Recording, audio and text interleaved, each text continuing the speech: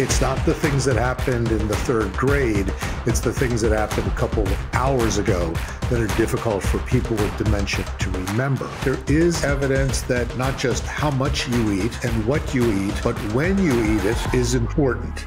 Today's guest is Dr. Mitchell Clionsky, a clinical neuropsychologist with over 40 years of experience who helps aging adults prevent dementia, Alzheimer's, and keep a healthy brain into old age. If you look at MRI scans of people who don't drink at all, their brains are probably going to be a little larger than the people who do drink. So marijuana these days is very potent stuff. We see people in their 70s who said, I don't have to go to work now, let me get high. It'll help me to sleep, and it'll get rid of some arthritis pain. And what we find out is that it's actually impacting their cognition. Hey there, my friends. Welcome back. This is Dr. Anthony Balduzzi, and I want to welcome you to another amazing episode here on the Fit Father and Fit Mother Project podcast. Buckle up for a great and powerful episode because today I am joined by guest expert, Dr. Mitchell Clionsky, Ph.D., who is the author, along with his wife, of the new book, Dementia Prevention, Using Your Head to Save Your Brain. And I wanted to have Mitchell on the show today because when I look around, I see these massively increasing rates of cognitive decline, dementia. I mean, many of you listening who have aging parents who are still alive, you probably see that what happens at the end of life when our brain is not healthy is it gets into a real mess. And I think we have an epidemic of stuff going on right now that's multifactorial. So Mitchell's going to be on here to explain all of this for us. He is a board certified neuropsychologist who specializes in evaluating and treating patients with all forms of cognitive impairment, including dementia, ADHD, and TBI. And he works alongside his wife, Emily Clionsky, who's a medical doctor and does all of this stuff too. And combined, they have 70 years of professional and clinical experience helping people. And they run the website braindoc.com. And their new book is Dementia Prevention, which you can find anywhere that you would read and find books. So Dr. Mitchell, welcome to the show, my friend. What a pleasure to be here. Thank you for inviting me. And the simple promise of this conversation is like, I want people to walk away from this with a greater understanding of what dementia is and what they can do for themselves to prevent it, as well as what to look at with their family members who may be going through. So I just want to kick off. We hear this word a lot, dementia. Like, what is it and how is it different from normal cognitive aging? Great question, and often misunderstood. So dementia is a progressive decline in our abilities to think and consequently to function. So it involves problems with language and communication, problems with short-term memory. Interestingly enough, the long-term memory is often very intact. It's not the things that happened in the third grade. It's the things that happened a couple of hours ago that are difficult for people with dementia to remember. It also involves the ability to solve problems, to think through what to do in situations and how to adapt, as well as how to plan and organize. Really, when you think about it, dementia sooner or later, if you have it and it gets worse, will affect every area of your life and eventually will be a leading cause for your death. So it's a very important but often misunderstood or underappreciated kind of condition. I want to ask, when I think about an aging body, I think the stuff we can see on the outside, we all know what like aging hair looks like, aging skin, muscles might atrophy. But like, what happens in a brain that when it ages? Is like structure actually atrophying? Like, is it getting harder? Like, are there changes happening structurally in the brain that go along with cognitive aging? Yes, in most cases there are. At a gross level, we see that there's a shrinkage in the brain volume. So our brains get smaller, and consequently the spaces, the ridges, the sulci and the gyri, the ridges and the valleys that are on the surface of our brain get farther apart, and we can see how the brain is getting smaller. On MRI scans, particularly, we can also see changes in the connectivity of areas below the surface. Typically, this is talked about as white matter changes. The parts of our brain, the long nerves that are myelinated, that have a coating on them, sort of like the coating on a wire that allows for faster transmission of information electrically also happens with a myelin sheath, a protein kind of, actually even a fatty kind of covering to our nerves. And when that begins to break down, often due to vascular factors as much as anything, blood vessels, circulation, then the speed of transmission decreases, the connectivity gets worse, it makes it harder to think. In certain kinds of dementia, particularly Alzheimer's type dementia, there are particular findings on the inner areas, really, both inside and between brain cells, where there's a buildup of a particular kind of protein called beta amyloid. We talk about beta amyloid plaques particularly.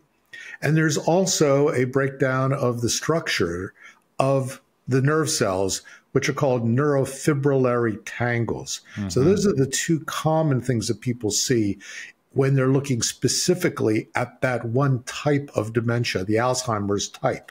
But there are many other types of dementia, and Alzheimer's may not even be by itself the most significant type, but it's certainly gotten the most attention and the most publicity. So for a lot of people, the question they ask is, well, is this Alzheimer's or is this dementia?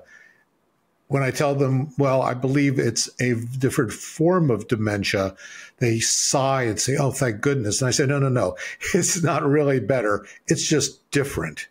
So we need to understand what the types are, but also how to treat them, how to slow this down, and even more importantly, and that's the purpose of our book, how to prevent dementia. That's the key. For sure. And I couldn't think of something more devastating.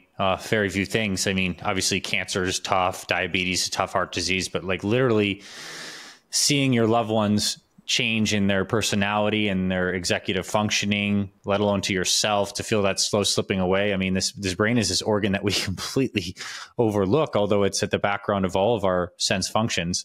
What can we expect of like a great picture of what life could be like if we do take great care of our brains, if we're doing the things that we're going to share on the prevention side? Like, can we be 95 years old, super sharp? Like, is that a possibility? Like, what's possible if we really get optimal in terms of our lifestyle and we don't have any like really bad genetic factors for this stuff? Yes, it is possible. In fact, 1 out of 2 cases of dementia are preventable. That's an amazing statistic, but it's based on real science. There's 2 large-scale studies that were done. The first was done through a review of the literature by a commission in the United Kingdom, published in Lancet magazine back in 2017. The Lancet Commission involved about 25 eminent scientists who looked at all of the literature. They came up with 11 or 12 modifiable factors that could reduce the risk of dementia by about 40%. 3 years later, they added another factor, hearing loss. Most people don't even appreciate that that's related to thinking. But they added that to it and then recalculated about 42 to 43% of dementias are preventable. A couple years after that, in the United States, a large-scale study using data from the U.S. Health and Retirement Survey applied those same factors and came up with a statistic of 60%. Now, in our book, we actually add several factors to that, which I believe increases it even more. But if we just stick to those 2 and say, well, there's 40% on one side, 60% on the other, I feel pretty comfortable in saying 1 out of 2 cases can be prevented.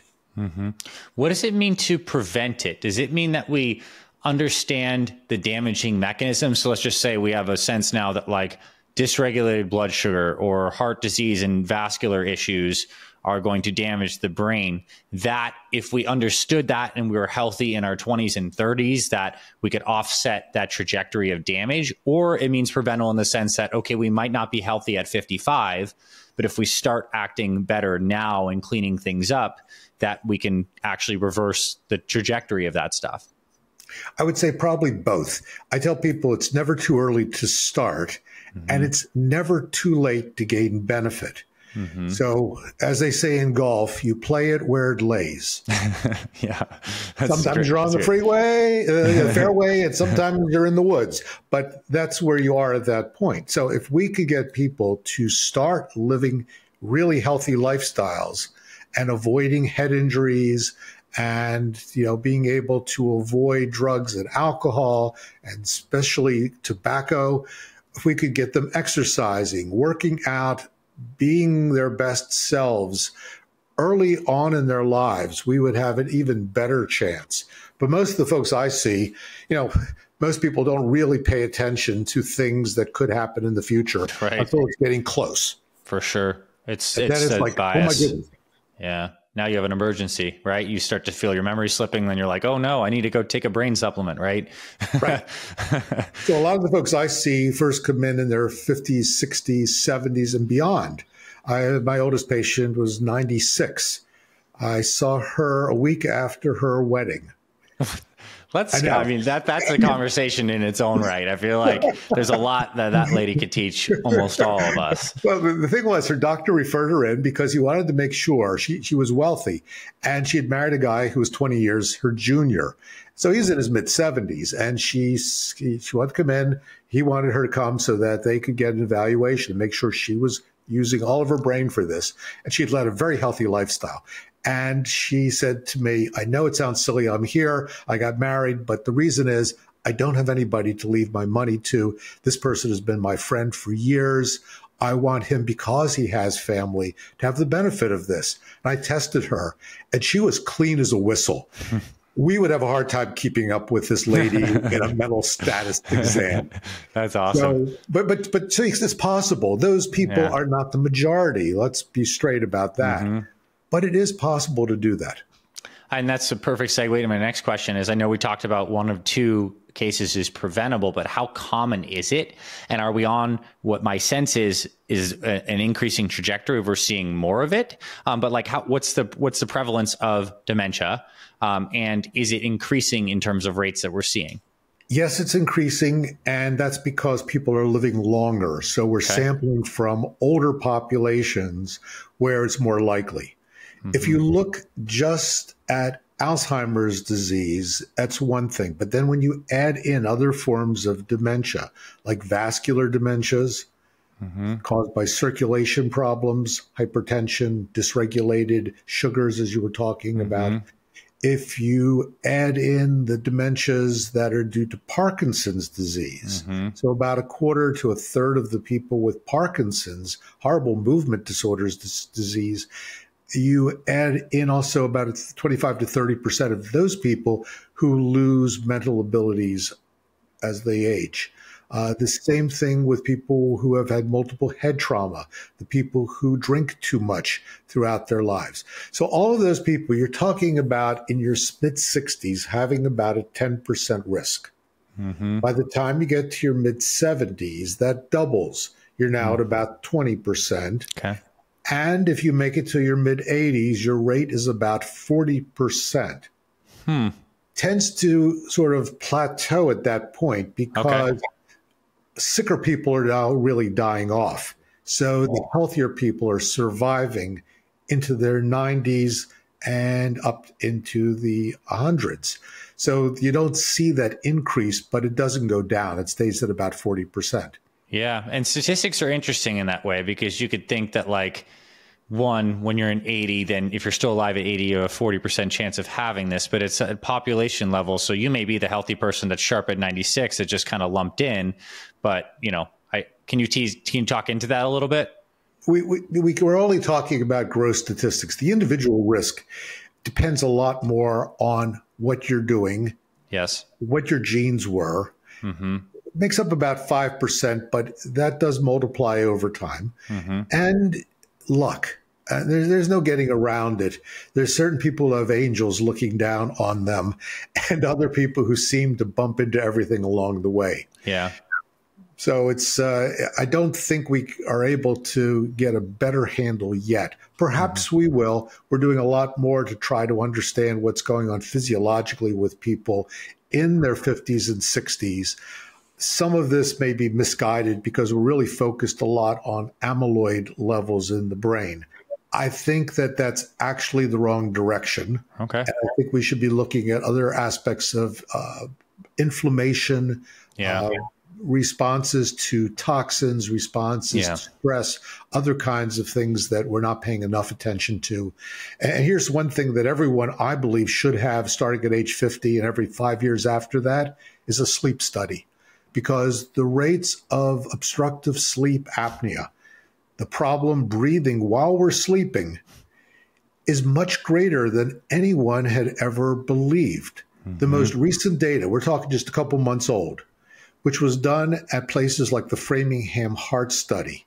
So normal people going in to be part of a study that's followed every 3 to 5 years with a variety of tests.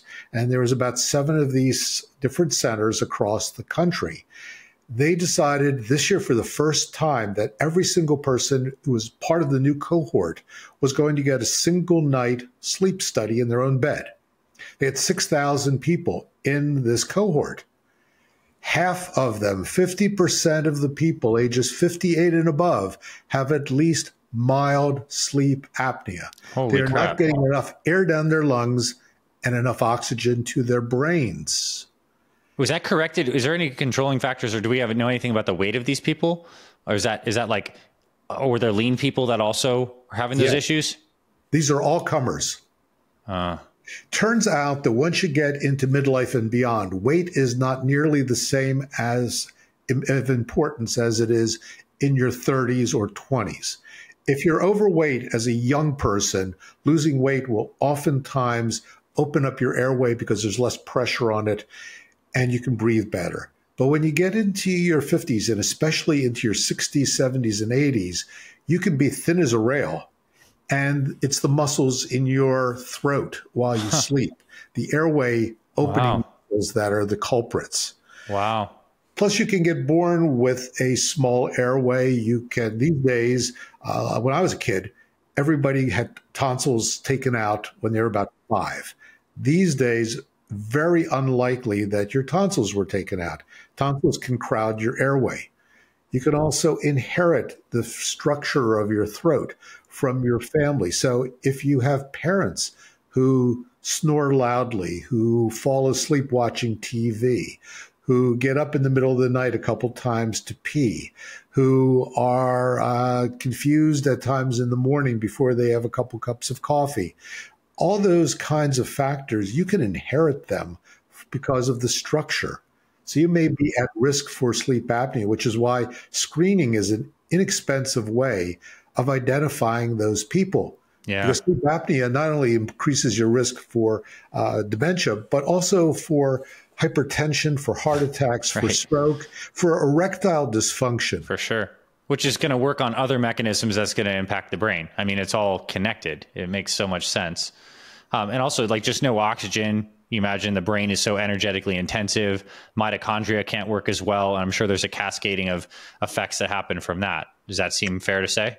It does. You don't make adenosine triphosphate, ATP, the energy molecule. And when you're sleeping at night, there's a system which we've now only discovered over the past couple of years, I'm sure you know about, called the lymphatic system. For sure. Its job is to flush out the daily toxins caused by thinking while we're awake. That doesn't work when there's not enough oxygen. For sure. And so what we find is those people end up with, problems thinking that's reversible, that's improvable by treating the sleep apnea. That's powerful advice. I mean, everyone can start getting screened for that. And if you know you're not a great sleeper already, then it's certainly affecting your brain health in some way. And I have to wonder, especially if I've gotten more privy to a lot of understanding the physiology behind light and artificial light and how it affects melatonin signaling. And now I've come to appreciate how foundational melatonin is for interfacing with that lymphatic system, but also just for like brain health in general as a anti-inflammatory antioxidant. Like, what's your take on that? Is that a modern factor that's a part of this equation? I don't think anyone planned for us to be looking at YouTube videos in bed. Right. I don't think it's very good for us. It takes away from the basic purpose of going to bed. I always tell people there's two reasons to go to bed. One is to sleep and the other is to have sex. You can have sex elsewhere. It's sleep that's really important. And we have a huge problem with insomnia these days. And people develop very bad sleep habits. One of them is because they do lots of stuff in their bed. They they sort of set up shop at about 9 o'clock in their bed because they're tired from not sleeping the previous nights. They're making phone calls, they're watching videos, they're using light emitting devices, all of which are impacting the pineal gland in their brain, which is saying, wake up. And they're saying, no, I'm supposed to be going to bed. Right. For sure. And I know in physiology, it's like it's the restoration cycles of non-activity where all the healing happens. It's the evening time, it's parasympathetic. And if we're giving active light signals to like as a powerful signal into the brain that's trying to be active blue light when you're trying to go to sleep, I mean, it doesn't take a rocket scientist to start connecting some dots that might not be great. I want to talk about risk factors and so maybe we can talk about it from two lenses. One, like what would you do if you wanted to age your brain and pretty much make sure you did everything you could to get dementia, or what to avoid in whatever fun way that you want to do it. But like, imagine things like smoking will come up or like maybe a high sugar diet. But I'm curious, like what are the risk factors? Preventable for sure, but maybe not preventable too, because we're realistic. There's factors like genes, for example. So let's get into those. Okay. Well, the first question you asked was, reminded me of a patient I saw who I told him was the poster child for dementia. And he comes in and first of all, he's way overweight. So we know from that he's also very likely, as he was, to have high blood pressure. He's also very likely to have blood sugar difficulties, which are not only impacting the vascular system, but also the nerves around the blood vessels. Yeah. And he wasn't taking good care of it. So medication adherence, regularity of taking your medication is important. He ate lots of terrible things, which put more weight on him, and they were all processed foods, which we know by itself probably won't tip the scales, but in this case, certainly added to it. He was a smoker. He smoked a pack of cigarettes a day, complained he couldn't afford to go to a gym. Now, in Massachusetts, where I live, cigarettes are $10+ a pack. So we did the math real quick and realized he could be going to the gym if he didn't smoke as much as he did every day. He drank excessively. We know that alcohol at higher levels, which is more than 2 standard drinks a day for men, is toxic to your brain. He had no exercise except for playing pool. So you can understand how little that was, walk around the pool table. So he was vertical at least, but that was only when he was out of the house. Most of his time at home, he was horizontal. He had very little stimulation other than television while he was home. And he also had terrible sleep apnea, which he was not treating. So I kept adding those factors up with him and saying, we have to make some decisions. You have to make some decisions here. I'd really like to help you, but we're not going to do it unless you're willing to make some changes in how you live your life. And I realized you've made it to 55, somewhat successful. I mean, he was no longer working. He was disabled. He had not had a good education. We know that education is protective against dementia. So if you're out there and you've got kids who are saying, I know everything I need to know in the 9th grade, say to them, you need to finish high school at least, and hopefully then get some additional education, because you're going to pay off, not just financially, but in your health later on. Yeah. So we had to go through this. He saw me for another visit, at which point he had started to make some changes. He decided that it was too difficult. I wouldn't put him in my success column. Yeah, but I mean, it's a very powerful and illustrative story. And especially because all those things, they stack together. I'm sure that dementia or depression and having mood disorders or low affect is probably correlated with dementia. Is that true? Oh, yeah. He was also depressed. I'm sorry. I forgot that But fact. I mean, it's the whole totality of that. How could you not, if that was the whole existence? That really does not sound very joyful. He had very little quality of life, and he was irritable and unhappy, and he just saw very little future. So we had a lot of areas to try to work on, trying to structure them in some way that we could approach. Because I figured that there is a lot of vicious cycling that goes on, where you feel depressed, so you don't exercise, so you get heavier, so your blood sugar, there's all these things that add on to each other, which makes you more depressed. So if you can't change everything, so the question becomes strategic.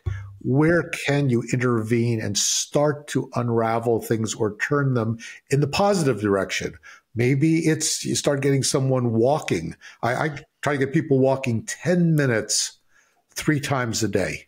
Yep, that's great. And it's amazing how simple that is, but it works on so many levels. Absolutely. And they look at me and I sell it to them like it's just 10 minutes and it's only 3 times a day. Tell me what, I tell them they have to examine their butt. And they look at me and their eyes get wide. They say, And I said, no, not the butt you're sitting on. The butt that's in the statement, I would exercise butt. Yeah. Because whatever comes after that is where we attack. Mm-hmm. Because that's where they're saying, but I don't have the money to join a gym. Great. 10 minutes of walking, you don't need a gym. But I don't have the equipment. Great. You only need shoes. You've got shoes. But I don't like it. Fine. It's only 10 minutes. You can put up with it for 10 minutes. Or you can go with your phone, put on some headphones, make it entertaining. Listen to some music. Listen to a podcast. Do something with that time. Call someone. So we start working on their butt. And after a while, a woman said to me, well, geez, if I worked on that butt, it would probably help my other butt. I said, yeah, exactly. I love that. And I think the people listening to this who are part of our Fit Father and Fit Mother communities are probably going to feel very affirmed by the discussion of those risk factors, because they're pretty much doing every opposite dimension there, improving their sleep, eating healthy, non-processed foods, walking, high-intensity training, getting away from smoking, decreasing alcohol, increasing connection and relationships. So this healthy lifestyle, I think it's good for people to recognize, is doing more than just to your physical structure of your fat stores and your muscles. This is like really helping your brain. And that's, man, talk about motivating, right? That's another layer of motivation to stick to this stuff beyond just like physical appearance. I hate those people. When they come in to see me, there's nothing I can offer them except you're doing all the right stuff. Yeah. Well, I mean, it's great. It's great news that the fundamental healthy. They're not coming in. That's the problem. That's the thing. Yeah. Well, I want to take a couple interesting scenarios here.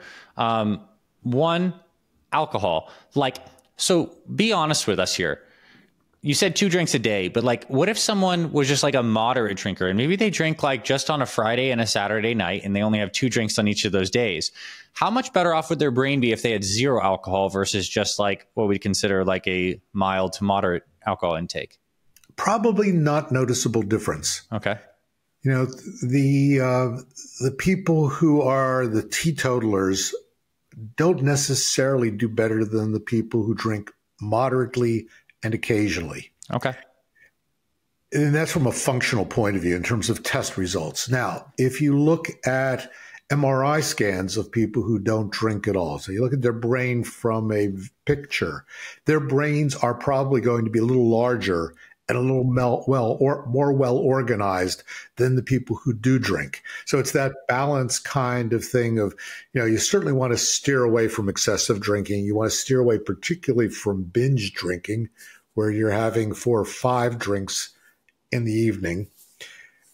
I don't really try to get people to stop drinking if they're having 1 drink a night or if they're having a couple drinks once or twice a week, because I don't really see the evidence that it'll make enough of a difference that I want to spend my capital with them on trying to persuade them. There's usually other things that are more worthwhile. But, you know, one thing that people don't talk about enough is, you know, what the effect of marijuana is. Yeah, let's get into that. I was going to ask you. Let's talk about that. So marijuana these days is very potent stuff. So I'm in my 70s. I grew up in the 60s and the 70s. The marijuana that people were smoking back in those days was about 4% THC. Now it's like they have these cartridges that are like 80% THC distillate or something like that. It's hilarious. Oh my goodness. Even the ones that are sort of routinely sold in dispensaries they're like are 20%. anywhere from 18 to 30%. Yeah. And we see people in their 70s who said, I enjoyed doing this when I was 20.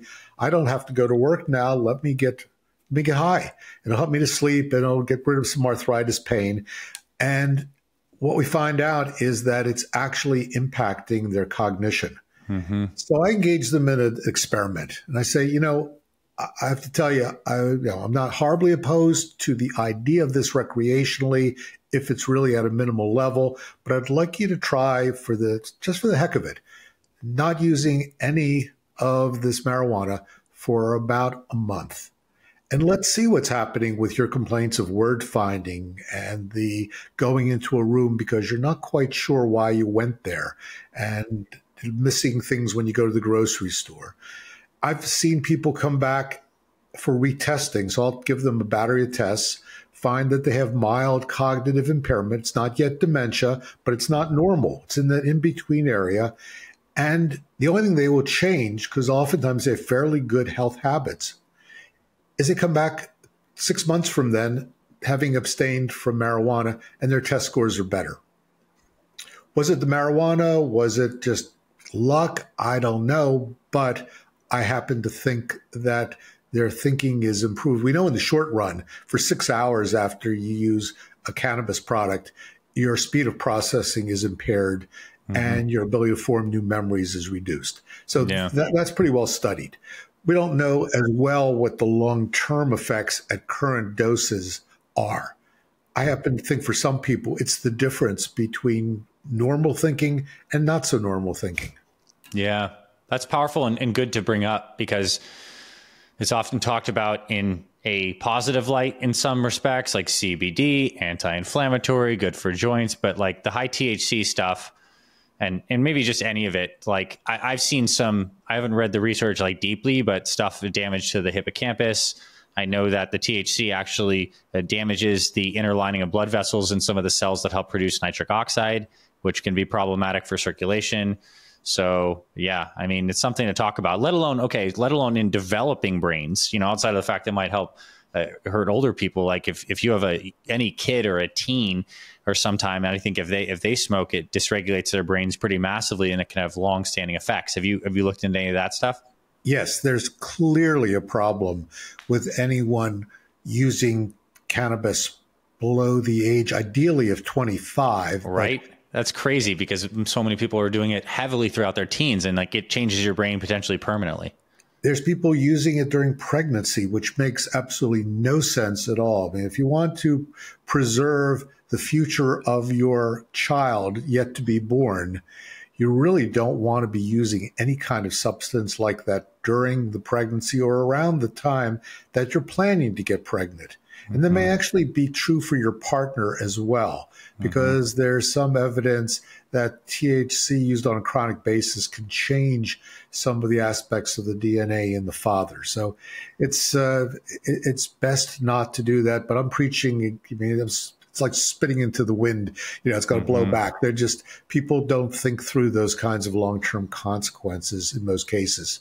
Yeah, you're right. If they're thinking about that, they've already stopped doing it. For sure. On that note, so those are some concepts of harmful things. Are there any supplements that can help, like fish oil, vitamin D, any other things? I have one that I take, by the way, and you may comment on this. It's a little interesting, but it's the active compound in ginkgo biloba called vinpocetine. It increases blood flow to the brain. I like that one, but any supplements that can help? Not to a great extent. Okay. The original information on ginkgo being positive for your brain was published in a very reputable journal some years ago. I can't remember if it was the New England Journal of Medicine or the Journal of the American Medical Association. And everyone suddenly started going out and buying ginkgo biloba supplements. Then there was follow-up research which disputed that finding. The original finding, if you look at the research, which I did, very minimal differences, but there was a large enough sample size that it was statistically meaningful. So it couldn't occur by chance more than a few times out of 100. But when they looked at it on what they call cross-validation, double checking with a new sample, it washed out. Okay. Then there's also some evidence that ginkgo can get in the way of the metabolism of other medications you might be taking, sort of like people who take grapefruit juice. You know, it could be a problem for other medications. So I really don't recommend ginkgo for that purpose. The stuff that's advertised on television, by and large, from Jellyfish, I think, and I've read their research, I think it is totally meaningless. And I think never heard of it, but that sounds funny. An issue of placebo effect, where, you know, if you take something that's not really an active substance, but you think it's going to help, you then say, it's really helping me. What's interesting about placebo effect is that the more expensive the placebo is, the better it works. Buy the most expensive supplements you can, and you might create some benefits. That's right. You'll feel better, like you're really working on it. And you know, as far as the money spent and everything, most of these things are not harmful. What I have a problem with is that it gives people a false sense of security, that they don't have to do anything else. I'm getting all of my vitamins and, you know, my fruits and my vegetables from these little capsules. Therefore, I really don't need to eat real fruits and vegetables. Right. I'm getting everything I need from a vitamin perspective from this little pill that's sold over. I don't really need to do anything else. I don't need to exercise. I don't need to watch anything else, because this is my, you know, this is my my shield, my protection. Yeah, and that's simply wrong. And that's what gets in the way. Is people don't say, well, what could I be spending this money on that would be more beneficial? What would I be doing differently if I didn't think this was protecting me? I totally appreciate your stance. That makes a lot of sense. And now you will blow my mind, but I'm open to have my mind blown if you don't tell me that vitamin D3 status is correlated with good cognitive health. Like, do we know? Right. And is it? Or yes. Okay. Yes, we recommend that. So the range of most vitamin D assays is anywhere from 25 up to 70 nanograms per milliliter. The most optimal, so people come back with it, well, it's normal.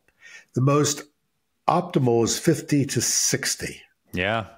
You can have too much vitamin D. You start getting up to about 100, you get a condition called hypervitaminosis, which can break down some of the calcium in, or create actually extra calcium that can be damaging, causes hypercalcemia. So you don't want to have too much. And I always tell people, because we always have the vitamin D levels checked for our patients. Yeah. And when they're low and they're supplemented, I always want them to be double checked. I tell them it's like checking the oil in your car. You wouldn't think of adding oil and not then looking at the dipstick to see if it came up to the normal level. Yeah. Same thing is true with vitamin D. Yeah. Omega-3s, curcuminoids, either of these beneficial? So there's been some researchers, the guy who used to be out of UCLA, whose last name I believe is Small, S-M-A-L-L, who did a very nice study some years ago showing a particular type of curcumin, which was particularly more bioavailable. Their number was like 29 times more bioavailable than standard buy your turmeric in the grocery store. And they ran a 2-year study and looked at some large groups using some MRI scans as well as neuropsychological testing. It was a nicely designed study. It was what we call double-blind, placebo-controlled, so neither the patients nor the doctors knew who was taking this supplement and who was taking the fake supplement. And they showed improvements in brain structure and in their cognitive testing. He has not replicated, nor has anybody else replicated that study, which is the one thing that's pulled me back. I used to recommend it, and I still do for people. They say, okay, I'm taking medications for memory. My lifestyle, as you can see, is really excellent. I'm doing everything I can. Is there anything out there that you can suggest? And I'll say, yes, you might try this. Here, Gary Small is his name. Here's the study. You might want to get this particular brand because it may help. I can't disprove it, but of all the things I've read, this is the most likely to be of benefit. Yeah. And it would definitely, I mean, help with just inflammation in the body generally. Outside that, we know it's helpful for that. So that's great. And my final supplement I want to ask you about is lion's mane or any of these kind of functional mushrooms. Are these good? I've heard they increase like neuronal growth potentially. What are your thoughts on those? I don't really have an opinion. I haven't studied them. I've seen references to them. I have patients who take them, and I've not dived into that. I generally try to steer away from the supplement kinds of things just because I've got other fish to fry, so to speak. Speaking of omega-3s, but I'm open to seeing, because if there's something out there, especially if taking it early will make a difference and is a reasonable thing to take, I'm all for it. I just don't like things that are promising a lot and delivering a little. Makes total sense. I want to ask you about intermittent fasting and some of its impacts. I mean, this fasted physiology is really interesting. We're learning a lot about its impacts on the immune system, growth hormone levels, maybe fasting increases BDNF and grows neurons. Is there stuff like this in your book that you're discussing related to fasting and brain health? Sort of, not so specifically. I'm mostly looking at how the effects of being overweight are affecting people's cognition. How you get there is a whole other field for other people to get into. Yep. So I think that there is evidence that not just how much you eat and what you eat, but when you eat it is important. Personally, I generally will do some intermittent fasting. I'll generally eat a low carb kind of diet because at my age and my body, the carbohydrates just, here's my rule. Mm-hmm. If I like it a lot, it does not like me at all. Why does it work that way? I know, I do. I keep trying to convince myself that these other things are good and I like them. And by and large, I do. I have a pretty wide palate. But the things I really want to eat, they're not good for me, and I know it. And so I really try to stay away from the pizzas and even pasta. I love pasta, and I don't eat much cereal. I'm sure there's things that I could do differently in terms of whole grains, and there's a lot of people who talk about this. But for me, it's a lot of exercise. It's treating my sleep apnea. It's keeping my weight under control, taking my medications for blood pressure on a consistent basis so that I regulate that because I've got family history of hypertension. And as I got older, my blood vessels got less pliable. And my blood pressure went up. So everyone, I mean, part of what we're trying to do is we've got a model for dementia prevention. It's free to download on our website, braindoc.com. And I think this is really the only comprehensive model for dementia prevention that's been put together. It includes all of these different factors and a checklist that you go through that will allow you to figure out where you are. What we're now in the final stages of working out is a way of having that online test actually produce a colorized model where your individual, if it's green, you're on target. Yeah. If it's yellow, you're close to target. If it's red, you're off target.